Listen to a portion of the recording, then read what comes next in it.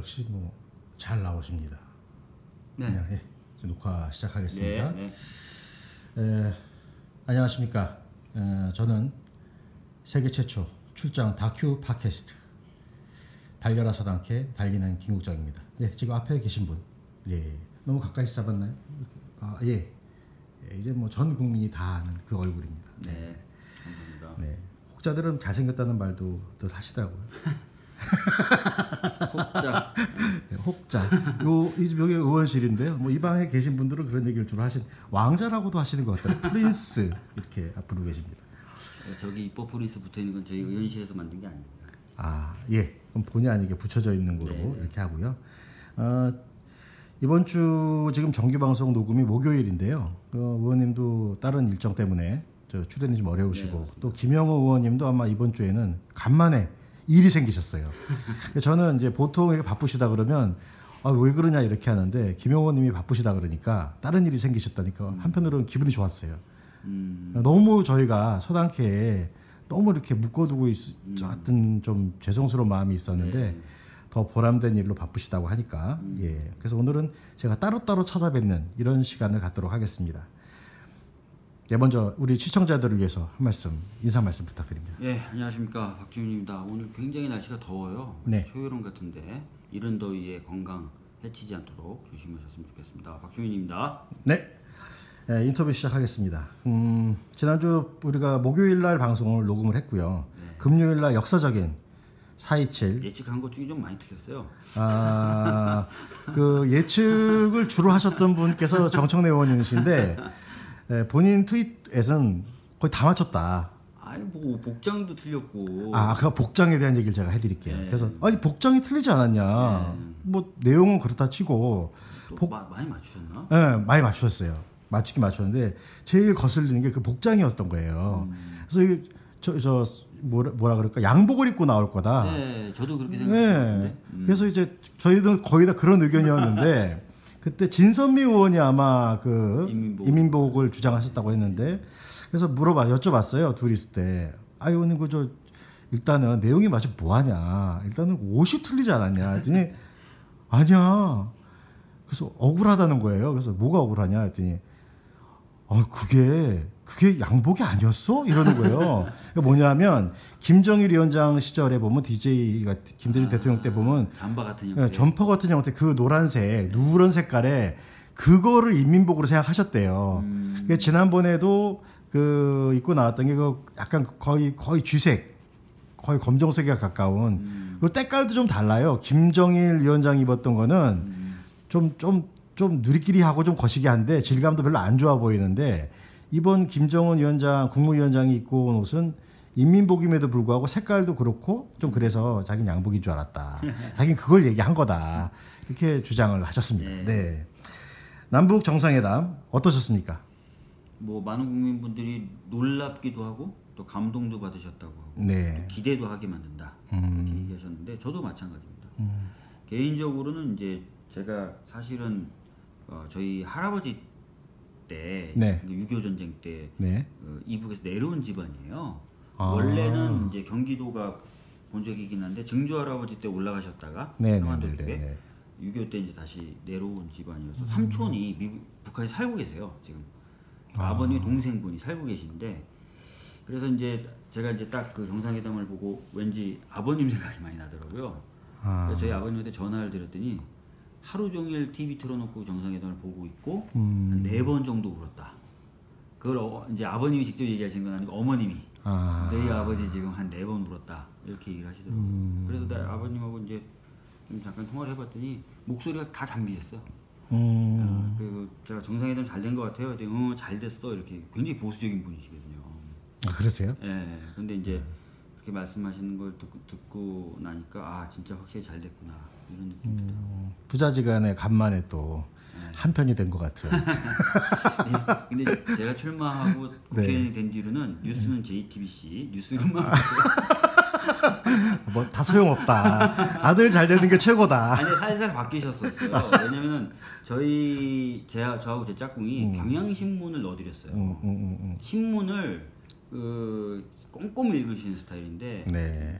수십 년째 이제 동아일보를 보시는데 경향신문 넣어드렸더니 두 개를 같이 보시더라고요.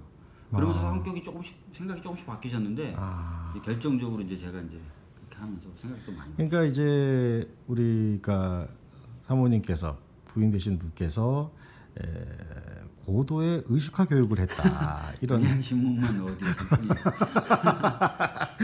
알겠습니다. 그것도 한 근데 7, 8년 되니까 효과가 네. 있더라고요. 돌아가신 저희 아버지는 주장은 항상 야당이세요. 네. 근데 집안에서는 항상 여당이야. 앞뒤가 안 맞아. 네, 그런 경우였습니다. 인상 그랬고 그다음에 이 어떤 그 뭐 거의 하루 종일 네. 저희가 그 10시 반에 10시 29분에 이제 대통령이 그 군사 고추고 나가시고 이제 만나고 하는 그 과정이 있었는데 그럴 때 하루 종일 중계가 쭉 됐어요. 가장 인상적인 장면 하나를 꼽으라면 어떤 걸 꼽으시겠습니까? 제일 인상적인 장면 뭐 하나만 꼽아야 될 필요는 없잖아요. 한번 3개까지 꼽으셔도 됩니다. 저도 3개 네네네. 다시 이제 김정은 그 위원장의 뭐랄까 제안으로 네. 한번 잠깐 북쪽으로 넘어갔다 오실 때. 폴짝. 네, 폴짝. 폴짝 월경. 그 부분이 굉장히 저로서는 뜻밖의 장면이면서도 재밌었고 네. 보기 좋았고. 네. 두 번째는 이제 합의문 서명하시고 나서 양 정상이 포옹할 때. 예. 예, 그거. 그다음에 세 번째는 환송 행사. 네. 환송 행사 끝나고 그날 있었던 장면이 사진 해가지고 이제 그렇죠. 비춰질 때 네네. 양 정상이 손을 꼭 잡고 있더라고요. 그 세 가지 장면이 저는 굉장히 눈에 들어오고 또 감동적이었어요. 몇 번 오셨어요? 아버님은 4번 오셨고. 저는 이제 사실은 그 환송 행사 때 손 잡고 있는 모습을 보고 굉장히 좀 눈물이 나오더라고요. 저도 그 좀 잘 뭐 보통 이제 남자들이 이렇게 뭐 남자라고 이렇게 우는 거 그런데 저도 이렇게 혼자 스마트폰으로 보다가 울었다가 눈물이 그냥 나오더라고요. 이렇게 그리고 콧꽃이 찡하다는 게 정말 오랜만에 이게 맞아. 제가 어릴 때 그 실현당한 이후로 처음으로 콧꽃이 찡해서 봤어요. 예, 철없을 때 실현당하고 꽃이 좀 찡했는데. 근데 대통령님이 이제 그런 스킨십이 또 능해요. 원래는 안 능하셨다가 많이 능해지셨다고 하는데 특히 손 잡는 거에 굉장히 능하세요. 손 잡는 거. 잘 때 잘 잡으시고 놔줄 때 또 잘 놔주세요. 아주 편안해 상대방이. 그러니까 대통령님이 손도 잡아봤어요. 저는 제 선거할 때 오셔서 다니실 때 거의 2시간 가까운 시간 내내 손 잡고 저를 손을 잡고 다니셨거든요. 근데 하고 또 놀 때는 또 놓으시고 뭐 그게 아주 지금 보니까 우리 박지원 의원님이 특권층이시고. 특권층은 아니에요. 아니 문 대통령이랑 손을 잡았잖아. 그 느낌을 제가 알아요. 아마 이제 김정은 위원장의 아들뻘이잖아요. 그렇죠. 그러니까 이제 정상이긴 정상이지만 또 그런 어떤 마음도 있을 거예요. 그래서 또 딱 잡고 또 어느 순간 또 이동할 때는 또 딱 놓고 있고 야 역시 잘하시는구나 이런. 그 대통령님의 스킨십의 어떤 뭐 본인이 저절로 갖게 됐던 어떤 가지고 계신 스킬 중에 최고는 역시 그 눈. 껌뻑이는 그 눈. 이번에도 이렇게 늘 껌뻑껌뻑하지는 않으시는데 이렇게 그 보는 이렇게 그 김정은 위원장이 좀 이렇게 재치 있는 화통한 뭐 이런 얘기들을 할 때에 그렇게 지켜보는 그 장면이 전 재밌었는데 정상회담을 하다가 이제 김정은 위원장이 이 얘기 저 얘기 막 하잖아요. 막 하니까 제지를 하셨을 때가 있어요. 문재인 대통령님이. 기억나요 그 장면? 이게 지금 다 얘기하면 또 재미도 없고 나중에 좀 논의도 좀 해야 되고 막 이렇게. 그게 이제 그 장면을 보고 뭔가 더 합의된 내용인데 까셨구나. 김정은 위원장이 깠구나라는 내용이 들었는데 그 중에 하나가 그거였어요. 비행기 타고 오면 편하다. 평양에 비행기 타고 오면 편하다. 이 얘기를 막 했잖아요. 그러니까 문재인 대통령님이 제지를 했거든요. 그러니까 평양 방북이 이미 이제 어느 정도 얘기가 돼 있었는데 그걸 나중에 합의문 발표할 때 발표를 하고 싶었는데 미리 깠어. 그런 느낌이 들더라고요. 네. 그 끝나고 나서도 이제 약간의 그게 나오긴 하는데 저는 김정은 어제 JTBC 뉴스룸인가요? 이제 다른 언론에서 나왔는데 김정은 위원장이 환송 파티 만찬 중에 약간 고단한 얼굴.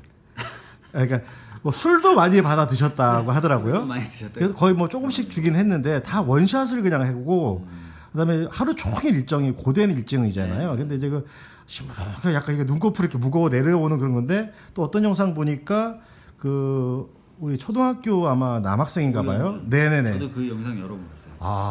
하는데 그 얼굴이 펴지는 거야. 노래 너무 잘하던데요. 예.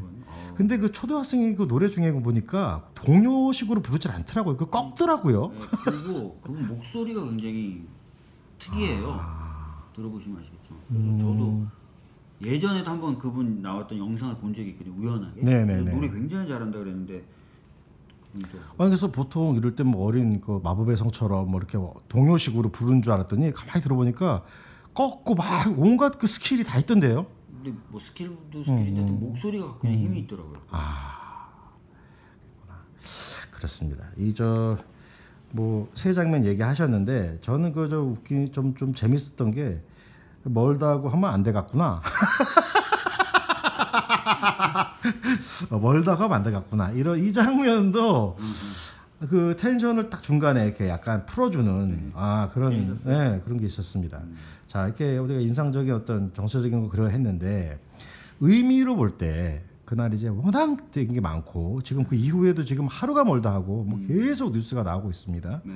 자, 그 정상회담에서 가장 의미 있게 받아들이신 메시지나 어떤 내용이 있다면 뭐를 꼽고 싶으세요? 무엇보다 비핵화에 대한 확고한 의지 표명이죠. 그리고 그것을 위해서 가는 과정을 남북과 북이 그렇죠. 힘을 합쳐서 하겠다. 그 얘기를 했던 게 가장 핵심이었던 것 같고 그 외에 그 남북 그 정상회담에 따른 후속 조치로서 이산가족 상봉이나 이런 거는 또 귀에 또 잘 들어오더라고요. 그렇죠. 네, 그래서 뭐 그런 부분들. 근데 비핵화에 대한 의지를 확고히 한 거. 오늘 그리고 또 재밌는 기사가 하나 나왔던데 그 도보다리에서의 그 두 정상 간의 밀담. 그것도 입 모양을 분석해가지고 KBS가 그런 건 좀 안 하는 게 맞지 않아요? 그건 국익에 반할 수도 있어. 국익에 반할 수도 있는데 그것도 했더라고요. 해서 뭐 보니까 김정은 위원장이 입 모양을 보고 했던 말을 누가 이제 더빙을 해가지고 쭉 이렇게 나와주는데 그 대화에서도 역시 비핵화에 대한 얘기를 계속 하고 하더라고요. 그러니까 보통 우리가 그 장면을 이제 보여줄 때 소리는 안 나오지만 아마 북미 정상회담에 대한 어떤 이야기들이 오가지 않겠느냐라는 이제 해설들을 했었죠. 근데 하여튼 그 도보다리에서의 그 티타임 한 30분 이상 진행된 그것도 굉장히 인상적이었고 어떤 분들은 야 좀 너무 드라마 같다 좀 그런 면도 있다고 하지만 드라마여야 되지 않아요, 그죠? 되게 좋았습니다. 그리고 저는 그날 보면서 제 의미 있게 다가왔던 것 중에 하나가 항구적인이라는 단어들이 계속 사용이 반복이 되고 또 하나는 정반대 좀 아이러니컬하긴 하지만 항구적인 그리고 또 하나는 올해 안에 그냥 막연한 게 아니라 올해 안에 그리고 그게 그 진정성이 있다는 게 그 다음에 지금 이어지는 여러 가지 뉴스들이 그걸 뒷받침하고 있는 트럼프 임기 내에 뭔가 북한도 결론을 내야 되거든요. 그럼 임기 얼마 안 남았습니다. 트럼프 지금. 그 얼마나 남았어요? 2년 남았어요. 그러니까 내년 11월. 네, 그래서 빨리 해야 돼요. 빨리 해야죠. 하여튼 이렇게 기쁜 소식이고 참 우리로 하여금 희망을 갖게 하는 이런 뉴스들이 계속 이어지고 있는데요. 자연스럽게 이제 국회 이야기로 한번 넘어가 보겠는데요. 그 판문점 선언, 지금 그 결과물로 나온 정상회담의 결과물로 나온 판문점 선언에 대해서 국회 비준 얘기가 있었고, 근데 우리 훌륭하신 존경 없는 이 홍준표 대표나 나경원 의원께서 굉장히 강한 아주 독특한 주장들을 지금 마구 하고 계세요. 홍준표 대표 같은 경우에는 이거는 뭐 주사파와 윤석열의 뭐 합의다. 거의 뭐 협잡 수준으로 이렇게 폄하를 하고 있고 했고, 그다음에 나경원 의원은 국회 비준과 관련해서도 뭐 어처구니가 없다, 용납이 안 된다, 뭐 이런 식으로 참 망발이라는 말도 좀 아깝습니다. 이렇게 있는데요. 국회에서의 보여주는 그분들의 어떤 행동, 이거 어떻게 봐야 될까요? 뭐 우선은 아마 지금 남북 정상회담, 그 다음에 그것을 통한 변화, 거부감이 좀 있겠죠. 원초적인 거부감. 원초적인 거부감. 네. 뭐 이분들은 아시다시피 어떤 정책이나 이런 걸로 승부하시는 분들이라기보다는 북한의 존재를 오히려 적대적으로 활용하는 방식으로. 그렇죠. 적대적 공생관계. 네, 적대적으로 활용하시는 방식으로 많이 정치적인 어떤 그런 아젠다들을 형성해 오셨던 분이니까 네. 그게 무너지면은 우리는 뭘 먹고 살지라는 원초적인 거부감과 두려움이 좀 있었을 가능성이 있어요. 두 번째는 설사 그게 또 그래서 큰 변화가 일어나는 게 또 문재인 대통령과 더불어민주당 덕분이야. 그렇죠. 그럼 이건 진짜 더 받아들이기 어렵죠. 그래서 제 생각에는 그런 두 가지의 원초적 거부감 때문에 네. 좀 센 발언들이 나온 거 아닐까? 그래서 지금 보면 한국당 의원들 경우에는 너무 세게 나갔다. 그렇게까지 하면 어떻게 되냐라는 얘기가 지금 다시 나오고 있는 거예요. 그러니까 아마 이제 홍준표 대표는 이쪽은 일단 원초적 거부감 때문에 세게 팍 튀어나온 것 같아요. 그리고 나서는 지금 보면은 그 수습을 오히려 어떻게 해야 되나 이렇게 이걸 고민하고 있는 단계인 것 같아요. 어쨌거나 그분들도 정치라는 거를 이제 직업으로나 뭐로나 오래 해오신 분들이라 어떤 발언을 해도 우리가 보통은 전략적 발언이다 무슨 숨은 뜻이 있겠지라고 생각하는데 어떤 면 이 같은 경우에 보면은 그건 그 어떤 태생 그 존재 자체를 흔드는 사건이기 때문에 그런 바늘이 그냥 튀어나왔다. 네. 도를 못 가리고 튀어나와서 오히려 자기들끼리도 야 너무한 거 이건 아니잖아. 뭐 이런 발언 지금 수정을 하고 있는 상태죠. 것 같아요. 이게 충분히 뭐 합리적이고 이성적으로 검토를 했다면 이런 얘기가 나오기가 어렵죠. 왜냐면은 지금 자유한국당도 완전히 아마추어 분들은 아니거든요. 그렇죠. 근데 남북회담이 있고 나서 북미회담이 있다 이게 아니잖아요. 남북회담을 준비하면서 동시에 북미회담을 조율을 해나가고 있는 평행적 준비 과정인데 남북회담의 모습과 그 성과를 보면 북미회담에서도 어느 정도의 가닥이 그렇게 나올 것이다라는 걸 다 예상할 수 있거든요. 근데 그거하고 상관없이 지금 막 뭐 미국은 그런 식으로 협상 안 할 것이다부터 시작해가지고 막 던지고 있는 거거든요. 네. 이거는 제가 봤을 때는 뭔가 그 차분하게 조율된 반응이라기보다는 네. 좀 원초적인 거부감에서 비롯된 감정적 대응 아닐까? 그런 생각이 좀 들어요. 우리가 보통 어떨 때 이런 말을 하죠. 아는 만큼 보인다. 근데 조금 비틀어서 얘기하면 믿는 것만큼 보인다. 그러니까 그분들이 믿고 있는 그 본인들이 신뢰한 본인들의 신념, 그것도 신념이라고 한다면 그 신념에 전혀 맞지 않는 일들이 벌어지고 있는 거야 지금. 네, 저는 그래서 사실은 그때 이제 그날 정상회담을 TV가 중계를 다 했잖아요. 그렇죠. 그래서 정말 많은 전문가들이 패널로 나와서 얘기를 하는데 뭐 다른 좋은 말씀해 주시는 분도 많았지만 정동영 의원님이 나와서 했던 얘기가 귀에 꽂히더라고요. 뭐라고 얘기했냐면 지금 현실이 상상을 초월하고 있다 이렇게 얘기하고 있어요. 그러니까 그 상황이 자한당 의원들 사이에서 벌어진 거예요. 현실이 본인들의 인식의 틀을 확 뛰어넘어 버린 거죠. 그렇죠. 그러니까 이걸 어떻게 표현해야 될지, 이걸 어떻게 받아들여야 될지 이게 안 되는 거예요. 그렇죠. 우리도 놀랐잖아요. 우리도 그렇죠. 저 정도까지 이 정도까지 하면서 우리의 그렇게 됐으면 하고 바랬던 사람들마저도 그러니까요. 당황스럽게 당황스러울 정도였는데 절대 그래서는 안 된다거나 절대 그러면 안 된다고 생각했던 사람들 입장에서는 그냥 그 현실이 상상을 뛰어넘는 정도가 아니라 더 심했을 수도 있다는 생각이 들더라고요. 그 지난 4월 3일 저희가 4.3을 계기로 해서 4.3이 왜 벌어졌을까 가지고 한번 방송에서 다룬 적이 있습니다. 그래서 당시에 뭐 여러 가지 얘기를 했는데 그 이제 한 면이 남한에 당시에 이제 남한 단독 정부를 세우는 소위 말하는 반공 정부, 반공에 토대한 그런 정부를 세우는 과정에서 빚어진 사건이라는 얘기가 잠깐 있었어요. 그래서 48년 이후에 현재까지 우리 민주 정부들 10년의 어떤 노고가 있었지만 주된 기간은 대부분의 기간은 그런 반공 국가의 어떤 그런 이데올로기나 이게 쭉 지배해 오던 사회였는데 이게 완전히 그냥 뒤집어지는 이렇게. 정동영 의원님이 또 했던 얘기 중에 하나가 그 말도 제가 귀에 꽂혔는데 그 다음 이야기도 제가 귀에 꽂혔는데 이제 머릿속에서 38선을 약간 지우지 않고서는 이 상황이 받아들여지지 않을 것이다.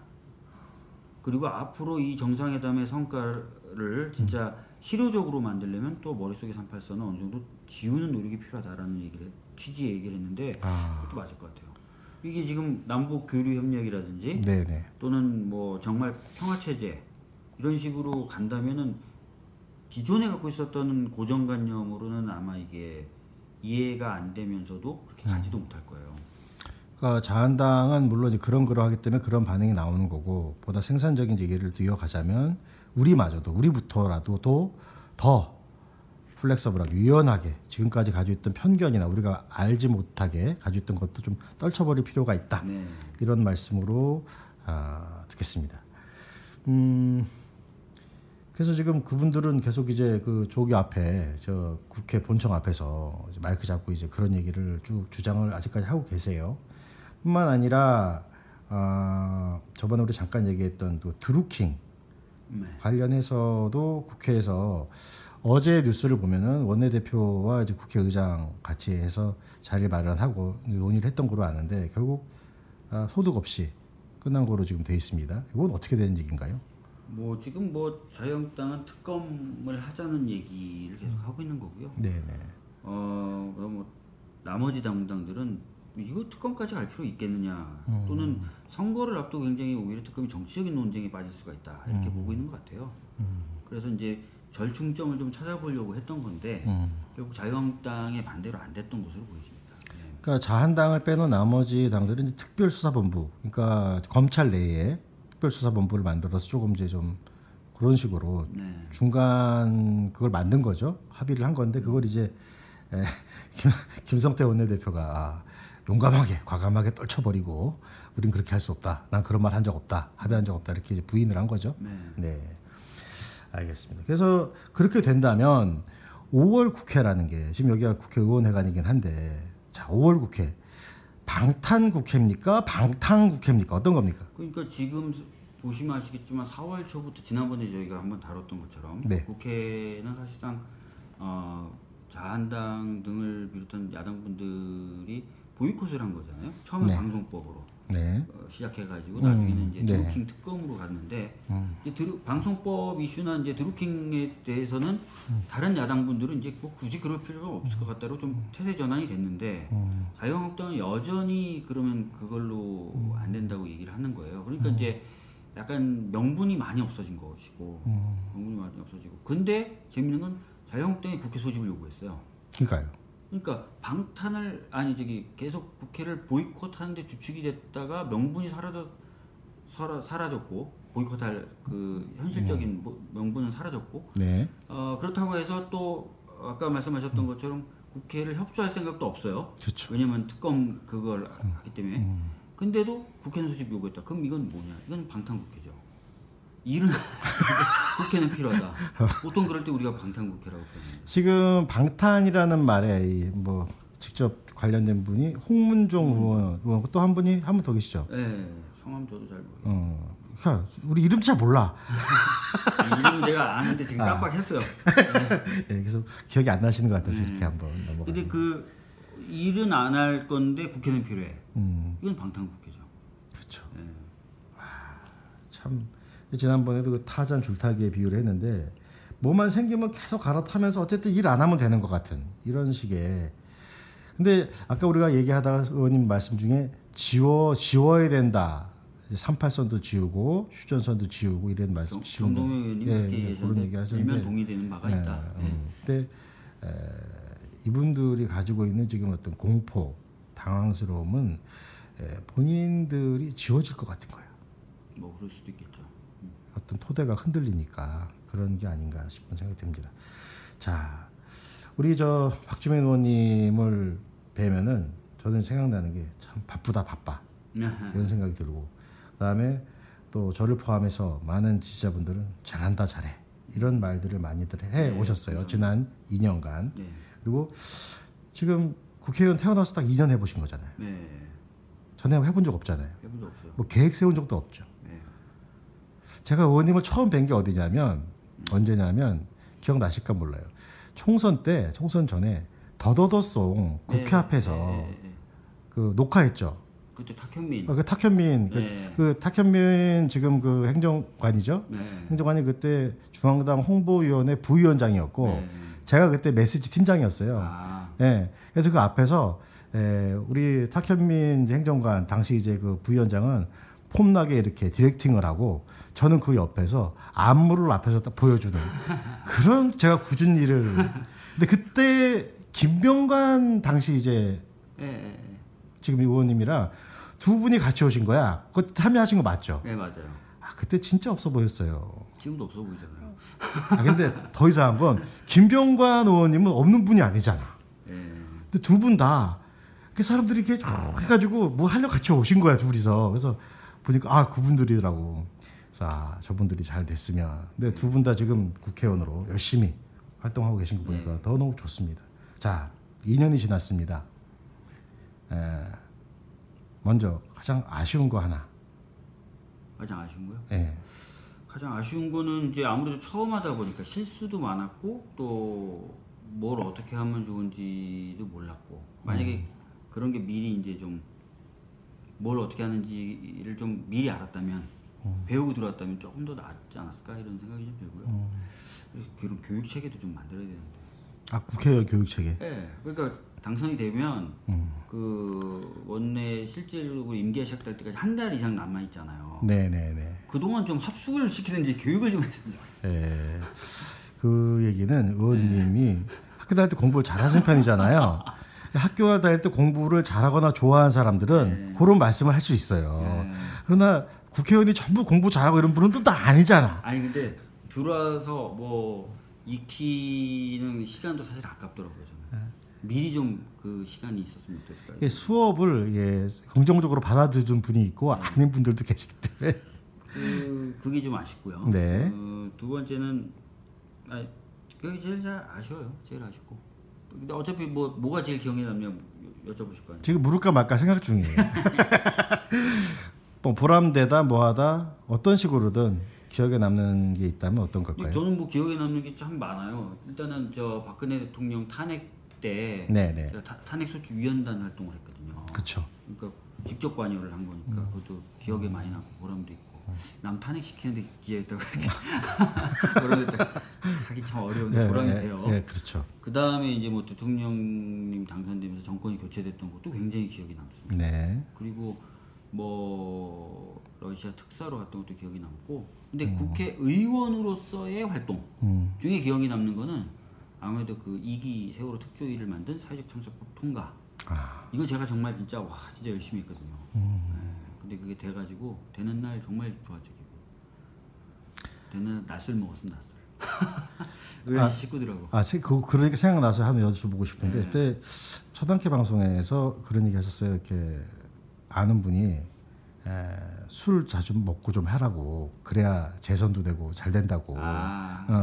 의원 동료 의원. 동료 의원분께서 요즘 어떻게 좀 그 여전히 못 하고 있어요. 아니 그래서 사실은 제 지역구 구청장 공천하는데 막 지역구 분들이 아니 지역위원장 그렇게 영향력이 없어 그때.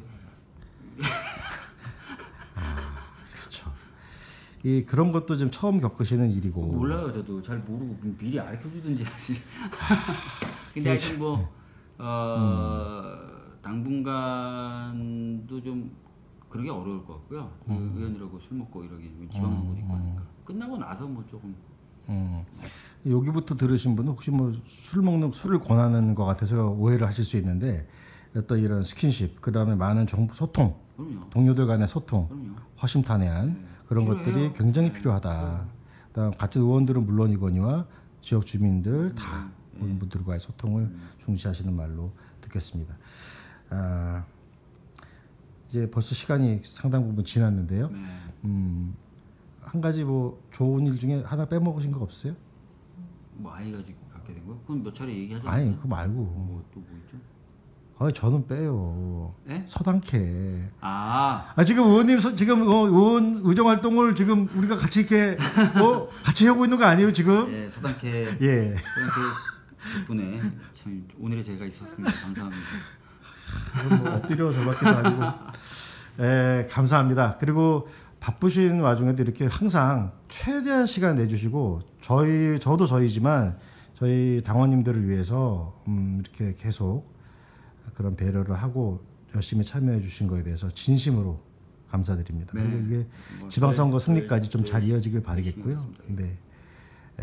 술 많이 드십시오. 감사합니다. 네, 지금까지 감사합니다. 의원회관 544호 박지민 의원님실에서의 달리는 김국장이었고 네, 박주민이었습니다. 감사합니다. 네.